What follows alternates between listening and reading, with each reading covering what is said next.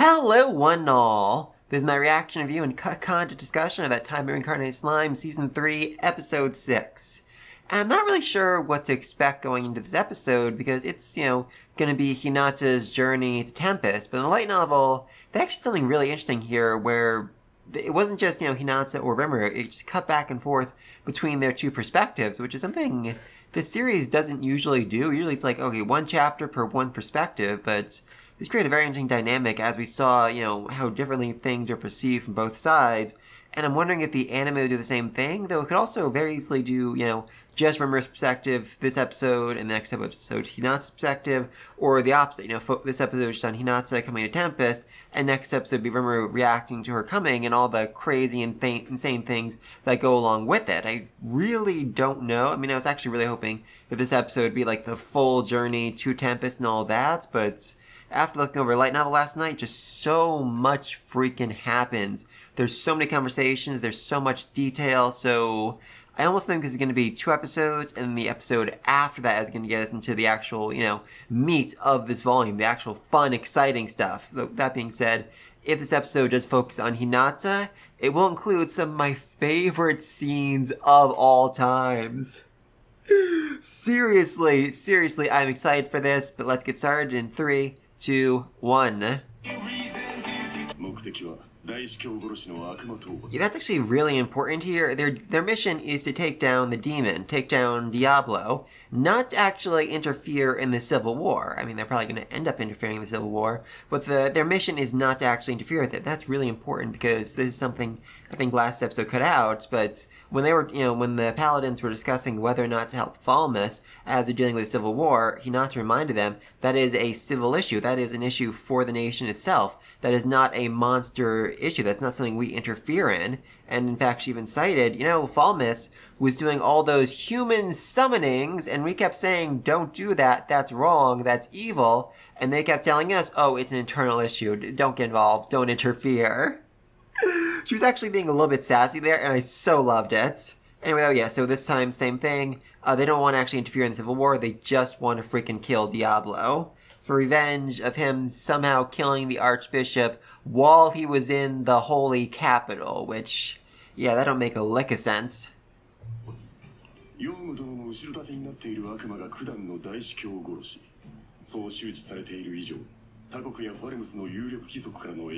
also another important detail. I mean, like I said, the Temple Knights aren't actually here to, help fight in the Civil War, but because they're spreading the word that Yom is being backed by a demon, the previous king is being backed by a demon, that means that the other nations aren't really going to lend a hand to help out Yom, and he's essentially on his own.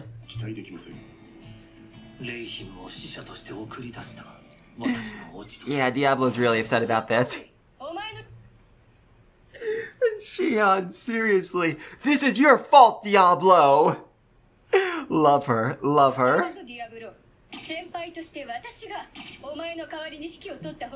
Oh, yeah, sure, why not? What's the worst that could happen if Shion took over?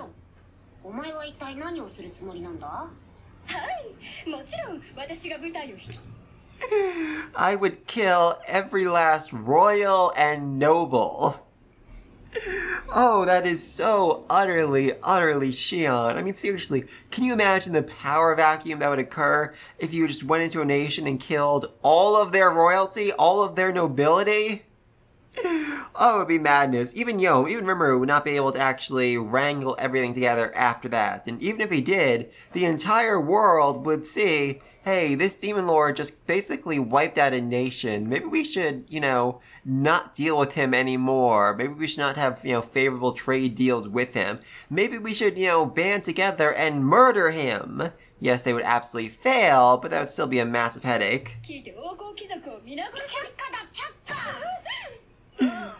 Actually, in the light novel, I mean, this is a very strong reaction. Light novel, Shion didn't even really seem surprised when Rimuru rejected her. She's like, yeah, okay, maybe the idea was kind of stupid. In fact, Shuna even suggests that the reason why Shion suggested something so utterly stupid was because, you know, she wanted to basically encourage Diablo, say, hey, you're actually better at this. You can actually handle this when I can't. You have a solution better than just freaking kill everybody.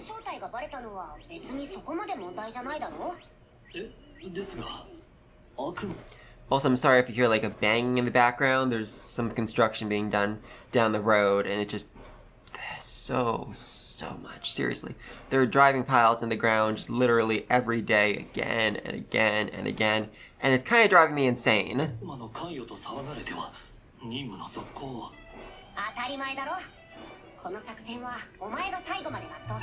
That smile that appeared on his face. Yeah, honestly, Diablo was fully and completely convinced that he would be fired for this mistake, that Rimuru would strip him his name and just basically exile him back to the demon world. But no, Rimuru has not lost any faith in him whatsoever. He knows Diablo is incredibly trustworthy. He's incredibly loyal, at the very least, and incredibly competent.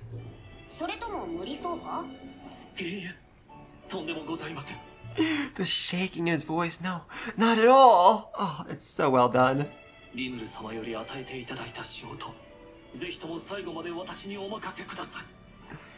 I mean, I know Diablo is just fully and completely insane, but his love for Rimuru is so genuine. He's so loyal to him, and I just love it so much.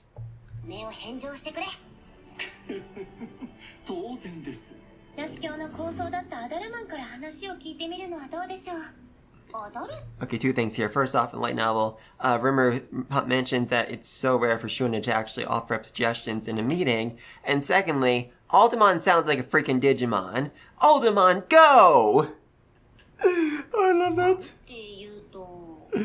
And Rimuru has no idea who Altamon actually is. In the light novel, Altamon actually met him and spent a very long time worshipping him as his one true god.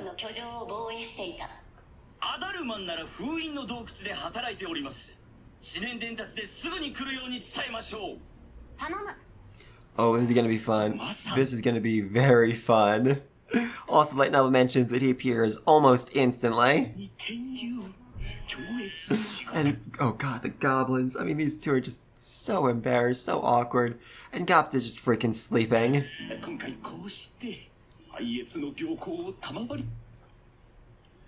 There's something so utterly amusing about a religious skeleton. Oh, that's amazing.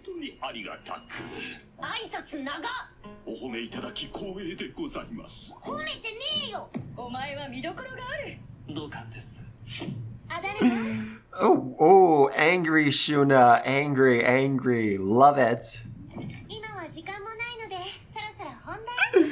I mean, it makes sense. She can't intimidate him. I don't think it was sent in the light novel. I mean, she said it, but not intimidating. But anyway, it makes sense she can intimidate him after she literally beat his butt in the last fight, fully taking control of his own spell that she had, I think, never actually seen before, and using it against him.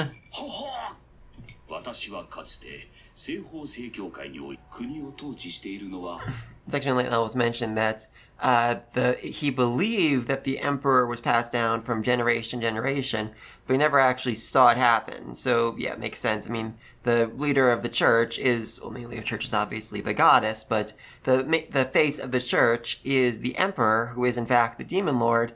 So it makes sense nobody actually ever sees him. It's still pretty funny that, you know, he just stays, even if he's behind a curtain, it's clearly the same person every day for years and years, decades, centuries. I mean, he could probably be like an enlightened or saint, which means that he could have an incredibly long lifespan, but I still find that really funny.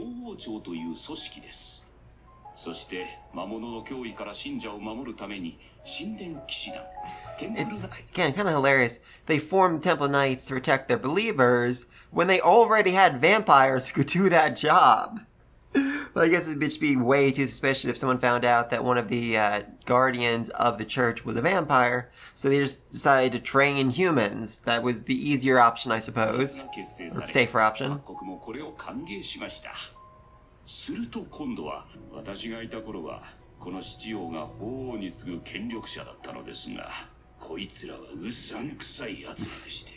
Dude, they are still extremely fishy. Oh, he's mad. Oh, he is very mad. And yeah, also, Seven-Day Clergy are the ones who turned him into an undead. And they were the ones who gave Hinata the message saying that Rimuru wants to fight. You know, that's not suspicious at all. Yeah, I mean, this dude has every right to be ticked off. He was literally trapped as an undead for centuries.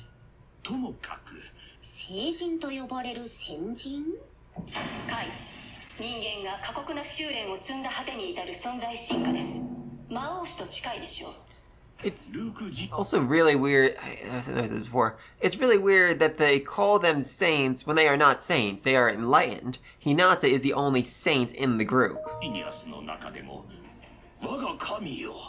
Oh god, okay, I'm very excited with that to say. But first off, I should probably mention that the reason why Alderman knows so much about the modern church when he was sealed away centuries ago is because Clayman kept him informed. Clayman fed him all the info he got from the church so he'd get some feedback from him. That said, Clayman never actually took his advice. The whole thing seems kind of pointless, but at the same time, that means that Rimuru now has a whole bunch of information about the church and is super, super helpful. Huzzah!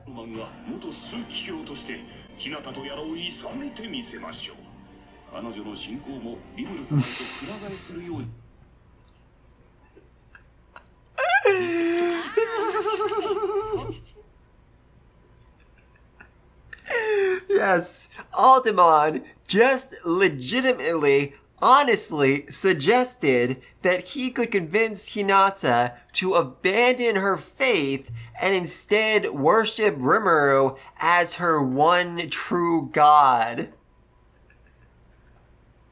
This man is insane. This man is absolutely freaking insane. Oh, I love it. I absolutely love it.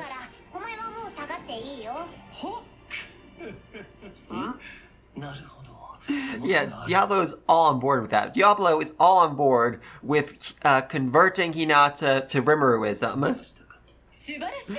So is Shion. So is Shion. I love these three. Yes, seriously, genuinely imagine what would happen if three monsters met Hinata on the road and told her to abandon her faith and follow Rimuru. I mean, admittedly, it's not a bad religion. I mean, the big difference between the Luminous, Lubelius, the Holy Country, and Tempest is that in the Holy Country, everybody just basically is neutral. They do whatever job they're assigned and move forward. Whereas in Tempest, everybody's always trying to improve. Everyone is always trying to better themselves, to get a higher position, get a higher rank, to get closer to Rimuru, and that leads just rapid, insane advancement every single day.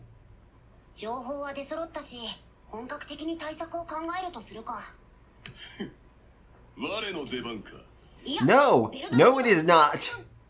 Yeah, that's kind of a desperate mention from Rimuru. Like, no, you're gonna be last line of defense. Because basically, if Eldora goes out into fights, goes out into the battlefield, he will likely destroy a solid chunk of the forest. That being said, Rimuru also doesn't know if there's gonna be someone else coming to attack him down the road. If, you know, all this distraction from whoever it was that was secretly manipulating Hinata from the shadows. So, yeah, he needs somebody to stay back to make sure that they don't do anything fishy.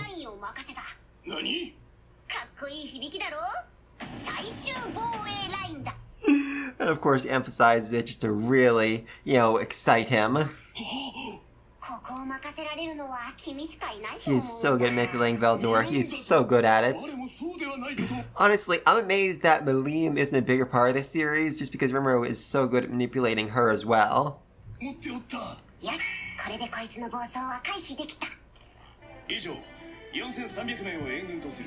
4,300 against a force of 30,000 Templar Knights. That may sound insane, but at the same time, all of them are way, way stronger than the Knights. That being said, Rimuru's plan is don't kill anybody, which means they really need to hold back, so that's gonna be kind of a close battle.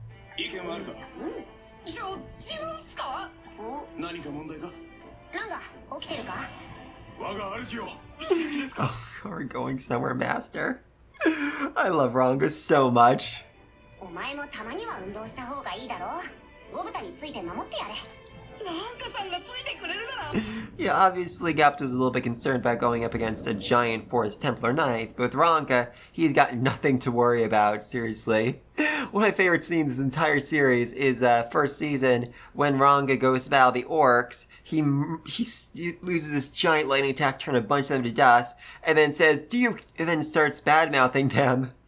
Only for somebody to say, they're all dead. And he responds, exactly!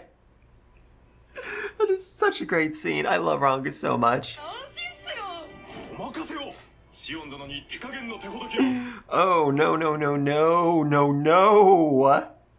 Shion has taught me how to hold back. I don't believe that is actually true. それでディアブロー、作戦はどうするつもりなんだ？今回は諦めるって手もある。 I mean, that is entirely an option, you know, basically just say, alright, you know what, we're done, let's move on. We lost Falmouth, yes, we got basically all of their money, and the kingdom's gonna collapse on its own anyway without, you know, any of their stellar coins, so let's just wrap it up. Unfortunately, that's not really an option for a Demon Lord. A Demon Lord can't surrender, a Demon Lord can't give in. He must always show, you know, how fierce and powerful and overwhelming he actually is. I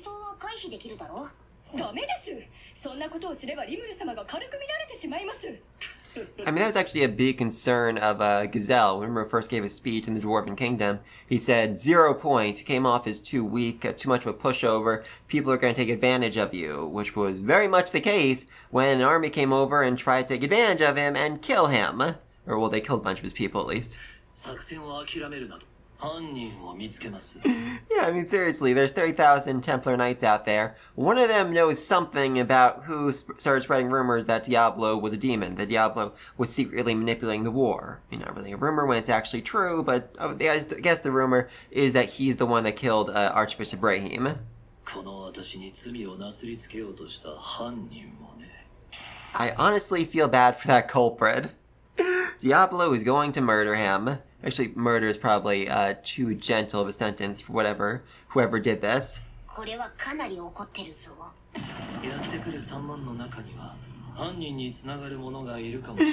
Oh, he's mad. He is very, very mad.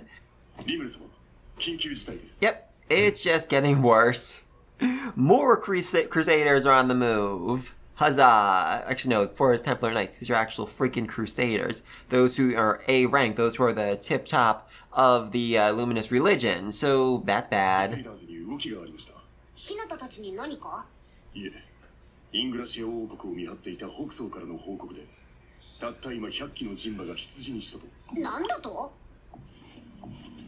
Yep, led by 2 of the 10 great saints. So, that's bad. I mean, the rest of them are essentially cannon fodder. It would not take Rimuru or anyone in his top ranks more than a second to kill basically the other 98 of them. But the 2 in the front are going to be a bit of a headache because they are enlightened. They are incredibly powerful. Oh, relatively incredibly powerful. Ooh, that is a very conflicted expression on that dude's face. Oh, look at that. He is very much doubting what he's about to do.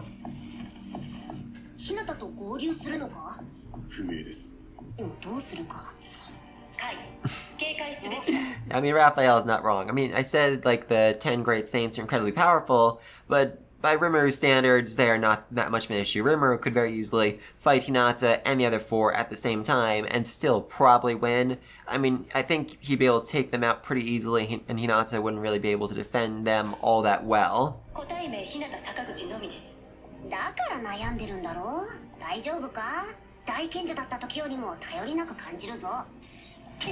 Oh, good lord! That's shattering! Oh, I love it. I absolutely love that.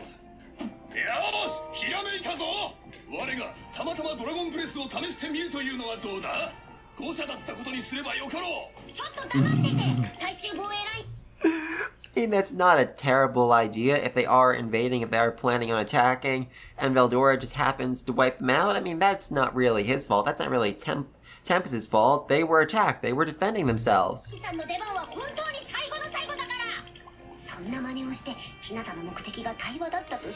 mean, it's... indeed most likely outcome that she came to talk. Interesting. But yeah, I mean, really though, why would Hinata come to talk and then bring an army of 104 knights with her? It doesn't really make a whole lot of sense.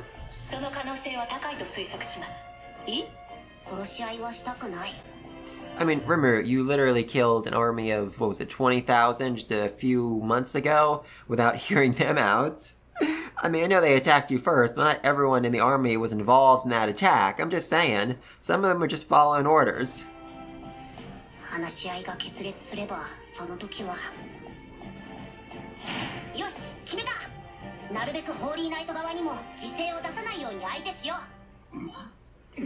Yeah, that's a bit trickier. I mean, like I said, it would not take the top brass all that much time to actually deal with the Temple Knights, but fighting them while holding back is a lot trickier. Yes, Shion, that's exactly right. Good for you. Oh, I love Angry Rimuru. I love Angry Rimuru.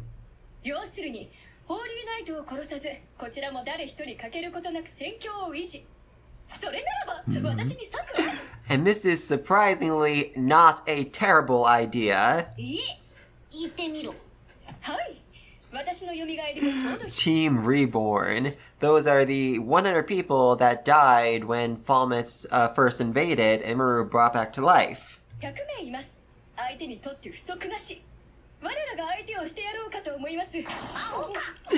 Yeah, Rimuru is right to be a little bit concerned about this, considering that Team Reborn, I mean, a lot of them were just like women and children who died in the battle, who were senselessly cut down when Falmus invaded. They aren't really, that much of a fighting force. That being said, Shion has been training them like crazy, and they're all, essentially immortal. They have super regeneration, something like that, and complete memory, meaning as long as they aren't, as long as their soul is not damaged, they can recover from essentially any wound whatsoever. So yeah, they are essentially immortal, and that's a pretty amazing ability to have in a battle, especially when you're dealing with people who can't actually harm your soul. I mean, it's not like they could take on, Guy, Malim, or Veldor or something like that, because they probably have attacks that could damage the soul, that could actually really reduce them to nothing. But, short of that, short of fighting a demon lord, or someone equivalent to a demon lord, they're pretty much invincible.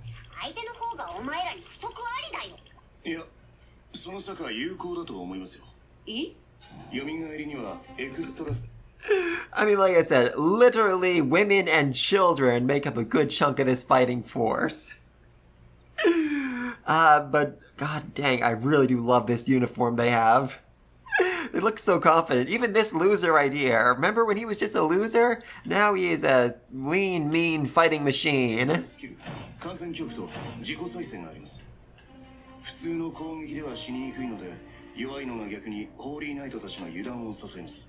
That's another reason that Benimaru wants to do this. Basically saying, we're going to, send a really weak force out against them, a force who can't actually harm them in any way, and they'll be off-put. They'll think, oh, this is the best Tempest has, and then they'll try to strike them down, and they can move on to the next force, the actual, strong fighting force.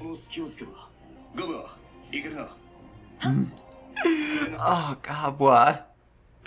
Oh, she is beautiful. I love it. She was another goblin that Rimuru named who has evolved along, line thanks to Benimaru's influence. So now she looks more like him. Oh, she looks amazing. And for the record, she is just so absolutely honored to be in this room with Rimuru right now, to actually speak to her lord and be given an assignment by him.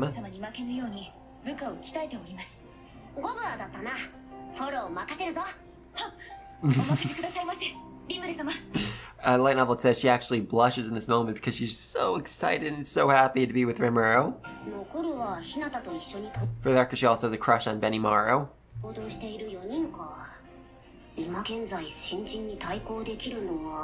Again, they are not actually saints, they are enlightened, which is weird they keep confusing these two terms.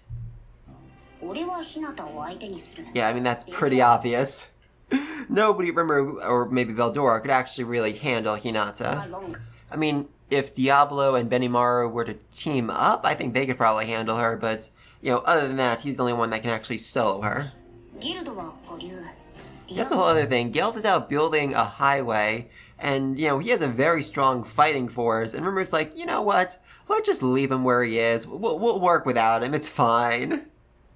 Which is so utterly insane, but yeah, I guess he's not really needed right now. 白老ガビルはファルムス王国に専念してもらいたい。実力のあるやつほど気配を上手に隠すもんだよな。 Yeah, Rimuru even says that when he first met Hinata, she didn't feel anything different from a regular human coming off of her, even though she's a freaking saint. シオンも別動隊を監視してほしい。 お待ちください、リムル様。ここはこの不死のリムルの出番かと。Yeah, Rigard, I know you want to fight. You really want to prove yourself. That is not your role in this world. You are not a fighter anymore. You are a goblin king. You are a leader of Tempest. そういうことでしたら、私も。Shuna, likewise, I mean, she could probably win, but the issue is she's more of a long-range spell fighter, and if one of the paladins came at her, in close-quarter combat, that would be maybe a bit too much for her. I'm not saying she would lose, but remember, we can't really guarantee that she would win. 俺もいますよ。小豚にだけいい格好させません。ああ、待て待て。お前たちではちょっと危険だと思うぞ。何ですか？今は会議中でして。俺たちも会議に参加したいんだって。これセフィア、そう喧嘩腰で。Yeah, these two. I'm sorry, Guap, but you really can't stop these two. They are just well above you. よ、邪魔するぜ。 Yeah, I mean, let's not forget, Rimuru has done so much for these people. I mean, not only did he kind of sort of save Carrion, but he also wiped out the army trying to invade them and took in literally thousands of refugees. They literally would not be alive if not for him, so yeah, they're willing to go above and beyond to help him out in this fight. Yeah, that certainly seems like something Carrion would do. この者たちなら信用できます。戦況維持が難しいようなら、戦況維持が難しいようなら、即座に相手の殲滅に移るように。I love this growth. I mean, seriously, remember his first freaking rule back way back when he first met the goblins was no killing humans. But he's learned his lesson. He knows that holding back can be really bad. In fact, during the Fulmus invasion, after the Fulmus invasion, some even said, we obeyed your orders. We didn't fight back. We didn't kill them, implying that because of that, people died. Because of Rimmer's orders, people died. So now Rimmer's like, okay, listen up. I don't want any of the enemy to die if we can, sell things peacefully. But if we can't, you have my permission to murder every last one of them. Completely decimate them. Turn them to ash. I'd much rather deal with that headache than deal with the loss of any single one of you. So good for you, Rimuru. You become a true leader. A true demon lord. Okay, it's interesting. So, they're facing over to going over the 5 elders. It seems like this episode won't really show Hinata at all, which is interesting, because, like I said, there was a lot of back and forth between Hinata and Rimuru in this chapter light novel, as they had very different experiences of this whole, march to Tempest.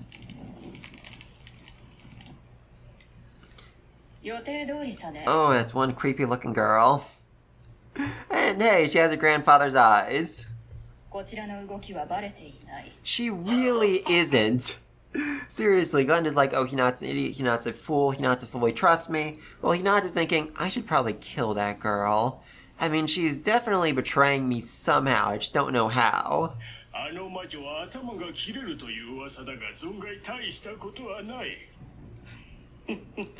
Yep, the merchant who told Hinata that Rimuru killed her master. So, his cover's kind of blown, he needs to bounce.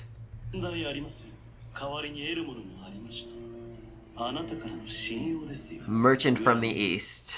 Yeah, I mean, God, has the East even really been... I think the East was mentioned like one time this entire series so far. Because, yeah, we've only really focused on the Western nations. But there is a whole other empire, just the east of Tempest. It's the east of the Dwarven nation. And they're a pretty big deal. In fact,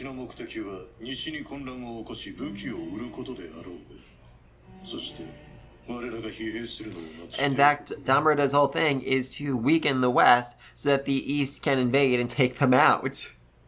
Which is utterly hilarious considering that these 5 dudes basically run the West. They are, in a certain sense, the freaking Illuminati. お見通しとはさすがはグランベル王です。まあいい。それで本題だが、日向を排除するという。 Maribel. God, her face is just so creepy. And seriously, Grainville, look at the bags. Look at the dark circles around his eyes. Oh, that's unnerving. Yeah, this is weird for both them. Essentially, the East wants Hinata killed, so it's going to be easier for them when they invade, since she won't be fighting against them, while these dudes want her killed because they can't really control her, and they're worried she'll mess with their plan to control the West, even though she's one of the main things protecting the West from invasion. So, yeah, interesting.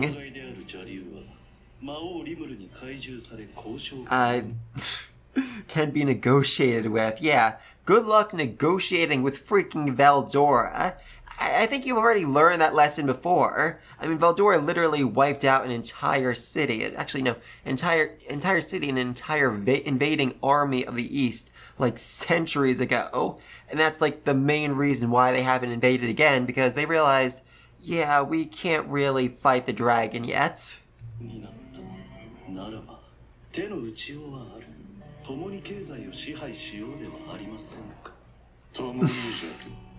Yeah, so basically he's saying, oh, yeah, we're gonna take over. We know we're gonna take over the West, but when we do, you know, you guys can kind of sort of keep a position of some power, even though you're gonna be subservient to me and the Emperor.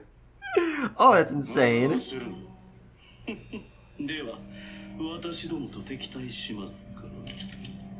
武器商人風情がグランベル様に対して無礼じゃないかい？拳銃ですか。西側でも流通してい Yeah, る。 this is something I mentioned this in my last video.